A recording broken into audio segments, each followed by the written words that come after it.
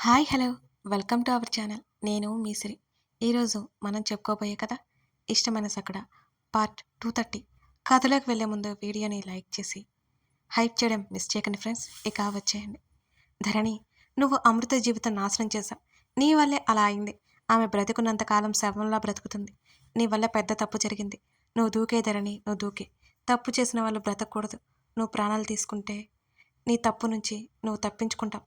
దూకే ధరణి, దూకే అని ఎవరితో గొంతు ప్రేరేపిస్తుంటే ధరణి మనసు వ్యతిరేకించడానికి చూస్తున్న ధరణి వల్ల కావడం లేదు. ఆ తప్పు నుంచి బయటపడాలి అంటే ధరణి ప్రాణాలు పోవాలి అంటూ ఆమె మెదడు ఒప్పేసుకుంది. అదే సమయంలో ఆమెకి గగన్తో జీవితం ఒక్కసారిగా రీల్లా కళ్ళ ముందు మెదులుతుంటే ఆమె వెక్కి వెక్కి ఏడుస్తోంది. ఆమెకు చావాలి అనిపించడం లేదు. ఆమె మనసు ఎదురు తిరుగుతున్న ఆమె మెదడు ఒప్పుకోవట్లేదు. ఆ పెట్టె కూడా చివరి వరకు వెళ్ళింది. ఏం చేస్తుందో ఆమెకే తెలియని పరిస్థితి. అదే సమయంలో అక్కడికి వచ్చిన గగన్ వెనక నుంచి పిలవడం అతనికేదో చెప్పాలని ఆమె తాపత్రయపడ్డాం. ఆమెకి చావాలని లేదని చెప్పాలని ఉన్నా చెప్పలేకపోవడం అతన్ని చేత్తో పిలుస్తూనే ఆమె కంట్రోల్ మిస్ అయిపోయి దూకేసింది. ఆమె శరీరం గాలిలో ఉంది. ఆమె కళ్ళలో నీళ్లు అదే గాలిలో మిళితమైపోయాయి. అతనితో తన కలల కన్నా జీవితం కళ్ళ ముందు కదలాడుతోంది. ఆమె శరీరం బలంగా నేలను తాకింది. ఆ నొప్పికి ఆమె ప్రాణం పోయినంత పని అయింది. అమ్మా! ఆమె పెట్టిన గావు కేక ఆమె గొంతు దాటి బయటకు దూకేసింది. ప్రాణం పోతే బావుండనిపిస్తుంది. గగన్ కోసం ఆమె ప్రాణం కొట్టుకుంటోంది. అప్పుడే అతను ఆమెను చేతుల్లోకి తీసుకున్నాడు. ఆమె పిలుస్తున్నాడు. ఆమెకేదో చెప్పాలనిపిస్తోంది. ఆమె ప్రాణాలు పోతాయని భయమేస్తోంది ఒకవైపు. అతన్ని పిలుస్తోంది. అతని కళ్ళ నిండా నిండుకున్న నీళ్లు జారి ఆమె మీద పడుతున్నాయి. ఆమె కనులకు అతని రూపం మెల్లిగా మసకగా మారుతోంది. అతను ఏదో చెప్తున్నాడు, పిలుస్తున్నాడు. అవేమీ వినిపించడం లేదు. అతని రూపం మరింత నెమ్మదిగా కనుమరుగైపోయి ఆమె కనులు పూర్తిగా మూసుకుపోయాయి. ధరణి ఉలిక్కిపడి మేల్కొంది. ఆమె కనుపాప అటు ఇటు వేగంగా కదులుతోంది. శ్వాస వేగంగా తీసుకుంటోంది. మరింత ఆయాసపడుతుంది. ధరణి అంటూ మాలవిక గబాలన కోడల దగ్గరికి వెళ్ళింది. అమృత, దీక్ష కూడా ఏమైందో అన్నట్టు చూస్తున్నారు. అప్పటికే డాక్టర్ కోసం ప్రకాష్ ఎదురు చూస్తున్నాడు. పరుగున లోపలికి వచ్చాడు గగన్. అతను ఎంతో వేగంగా వచ్చాడు అన్నదానికి గుర్తుగా అతని కాళ్ళు ఆ వేగాన్ని ఆపుకోలేక వెళ్తుంటే నేల మీద బిగించి పెట్టాడు. గగన్ కనిపించగానే మాలవిక ఏదో చెప్పబోయేలోపు గబుక్కున మంచం మీద ఒక మోకాలు ముడిచి మరో కాలు కిందకి వేసి ధరణి భుజాలు పట్టుకుని దగ్గరికి లాక్కున్నాడు అతను. మాలవిక లేచి మంచినీళ్ళ బాటిల్ అందించింది.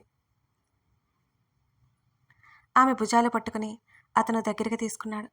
ఆమె కళ్ళు తెరవడంతో అందరూ నిశ్చింత ఫీల్ అయ్యారు. ప్రకాష్, మాలవిక ఒకరినొకరు చూసుకుని నెమ్మదిగా ఆ గది నుంచి బయటకు వచ్చారు. మిగిలిన వారు కూడా వెనకే వెళ్లారు.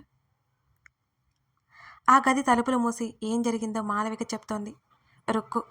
ధరణి తమ మాటలు విన్నదని అమృతకి గాని దీక్షకు గాని ఆ సమయంలో తెలియలేదు. అందరూ హాల్లోకి నడిచారు. ధరణి ముఖాన్ని చేతుల్లోకి తీసుకుని, ధరణి ఏమైంది? ఏమైంది అని గగన్ గద్గద స్వరంతో అడుగుతుంటే, బావా బావా అంటూ ఆమె ఏడుస్తూ ఏదో చెప్పడానికి ప్రయత్నం చేస్తోంది. ఆమె మెదడు దేన్నో గుర్తు చేసుకుంటోంది. ధరణి చెప్పమ్మా ఏమైంది? ఆమె అలా ఏడుస్తుంటే అతని ప్రాణం పోతోంది. ఆమె నుదురికి అతని నుదురు ఆనించి ఆమెను బలంగా కౌగిలించుకున్నాడు. తను వెళ్ళే వరకు బాగానే ఉంది. ఈ మధ్య పూర్తిగా ఆరోగ్యంగా అవుతున్నట్టుగానే ఉంది. ఇంకో నెల పోతే ఏ దిగులు ఉండదు. ఇప్పుడేంటిలా?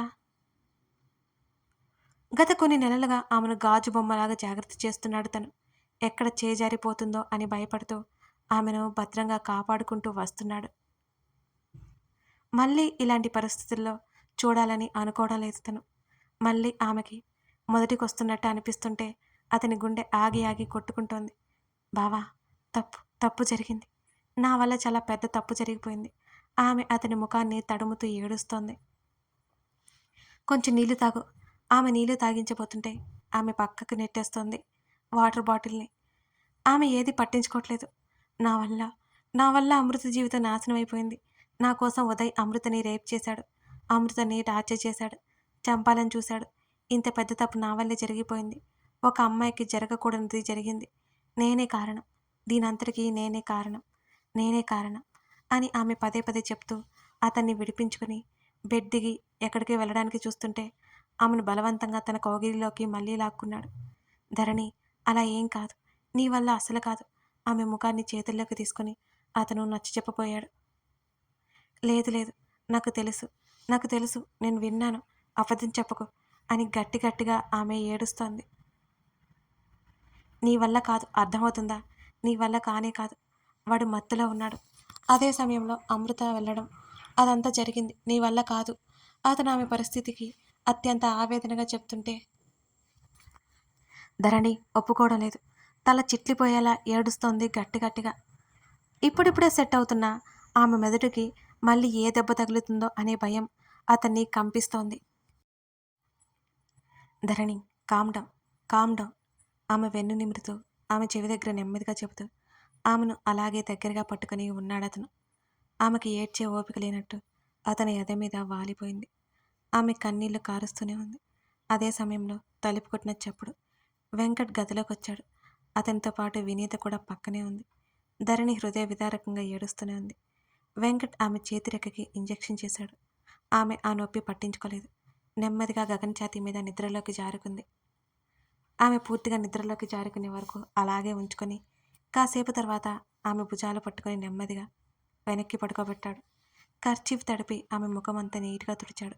ఆమె జుత్తు సరిచేశాడు. ఎంతసేపు వరకు పడుకుంటుంది అంకుల్ అని అడిగాడు. ఇంకొక 2 అవర్స్ లేవదు గగన్ అని వెంకట్ చెప్పాడు. ముగ్గురు అక్కడి నుంచి బయటకొచ్చారు. అతను వినీత వైపు చూశాడు. వినీత అతని చూపులకి నిలువెల్లా వణికింది. వినీత గొంతు నులిమి చంపేయాలనిపిస్తుంది అతనికి. బిగించిన అతని పిడికిలి చూడగానే ఒక అడుగు అప్రయత్నంగా వెనక్కి వేసింది వినీత. సడన్గా ఏమైంది? మీరు పైన ఉన్నారు కదా అని మాలవిక అడుగుతుంటే నేను దీక్ష రూమ్లో ఉన్నానంటే చూడలేదు. ఇందాక డాక్టర్ గారు చెప్పారు కదా, అప్పుడప్పుడు ఫ్లాష్లో కొన్ని గుర్తుకు రావచ్చు, ఇది కూడా ట్రీట్మెంట్లో భాగమే అని అని అమృత అన్నది. అవును నిజమే, కానీ సడన్గా ఉన్నట్టుండి ఇలా అవడం నాకేదో అనుమానంగా ఉంది అని మాలవిక అన్నది. నేను వెళ్ళేసరికి కింద పడిపోయి ఏడుస్తున్నారు అని రుక్కు చెప్పింది. అక్కడున్న ఎవరికి అర్థం కాలేదు అసలు ఏం జరిగిందో అనేది. ధరణికి ఇలా తన తల్లి వల్ల జరిగిందని తెలుస్తున్న దీక్ష మౌనంగా లోపలే బాధపడుతూ ఉంది. వాళ్ళ మధ్య ఉండే అర్హత తనకి ఏమాత్రం లేదు అనిపిస్తోంది. ఎంతకీ ధరణి కాల్ లిఫ్ట్ చేయడంతో వేద మాలవికకి కాల్ చేసింది. చెప్పు వేద. ఆంటీ. ఏయ్ అన్నది మాలవిక సీరియస్గా. బాబోయ్, మెల్లిగా అలవాటు చేసుకుంటానులేమ్మా. ఉన్నట్టుండి అత్త అనాలంటే కష్టం కదూ అని వేద లాజిక్ తీసింది. కష్టమో నష్టమో పిలవాలి కదా. సరే అత్త అని వేద నవ్వింది. మాలవిక స్వరంలో హుషారు లేకపోవడం వేద గమనించింది. ధరణి, ఏంటి నా కాల్ తీయట్లేదు? గగన్ ఎక్కడికో బయటకు వెళ్తున్నట్టు చెప్పాడు ఉదయం. ఏం చేస్తుంది ధరణి అని అడిగింది వేద. పడుకొని ఉంది. నేను ఆల్రెడీ బయలుదేరిపోయాను అత్త. తనని నిద్రలేపేయండి. ఎప్పుడు ఇంట్లో ఉంటే బోర్గా ఉంటుంది. తనని బయటికి తీసుకెళ్తాను అని వేద అంటుంటే ధరణికి ఒంట్లో బాలేదు వేద, కాస్త నీరసంగా ఉంది. డాక్టర్ వచ్చి వెళ్ళారు. తర్వాత ఎప్పుడైనా వెళ్ళండి అని చెప్పింది మాలవిక. ఏమైంది అసలు? ఆమె గొంతులో కంగారు స్పష్టంగా బయటపడింది. ఏం కాలేదు, నీరసంగా ఉంది. నేను ఆల్రెడీ బయలుదేరిపోయాను, వస్తున్నాను. వచ్చాక మాట్లాడతాను అని కాల్ కట్ చేసింది వేద. గగన్, ఇదంతా ధరణికి ఎవరు చెప్పలేదు అంటున్నావు? ఇప్పటికిప్పుడు ఎలా తెలిసింది? వెంకట్ ఆలోచనగా అన్నాడు. వినీత భయంగా చూస్తోంది. ఆ విషయాన్ని ధరణితో రజని తన్ని చెప్పమన్నట్టు ఒకప్పుడు చెప్తే తనే చెప్పి ధరణిని చావడానికి ప్రేరేపించింది. ఇప్పుడు ఆ విషయం బయటపడితే గగన్ తనని ఖచ్చితంగా ఈ క్షణమే చంపేస్తాడు. అదే అంకుల్ అర్థం కావడం లేదు. సంవత్సరం క్రితం జరిగినది అది. ఆ విషయం ఎప్పటికీ ధరణికి తెలియదు. ఎవరూ చెప్పలేదు, చెప్పరు కూడా. అమృత ఇక్కడికి వచ్చింది అన్నావు.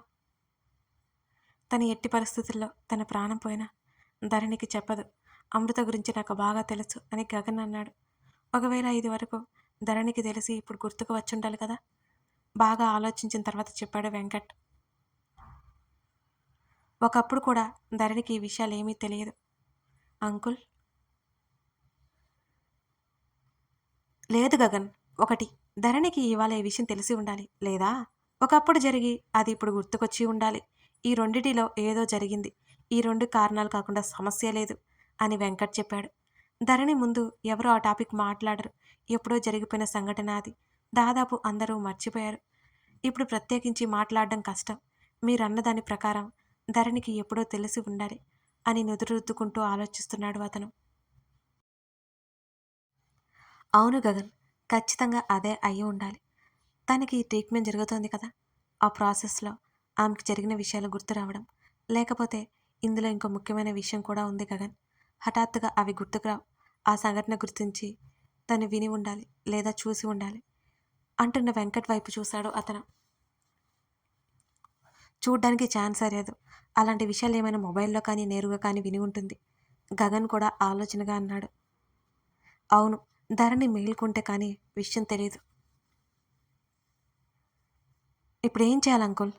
తను భరించలేదు. అతను అసహనంగా అటు ఇటు అక్కడే తిరుగుతున్నాడు. ఆమెకు ఎప్పటికీ తెలియకూడదని దాచిన విషయం ఇంత హఠాత్తుగా బయటపడుతుందని అతను ఊహించలేదు. ఏదో ఒక రోజు బయటపడుతుంది కానీ ఇలా అస్సలు అనుకోలేదు. లేకపోతే ఏం చేయాలో ముందే ఆలోచించేవాడేమో. ప్రత్యేకించి చేయడానికి ఏం లేదు గగన్.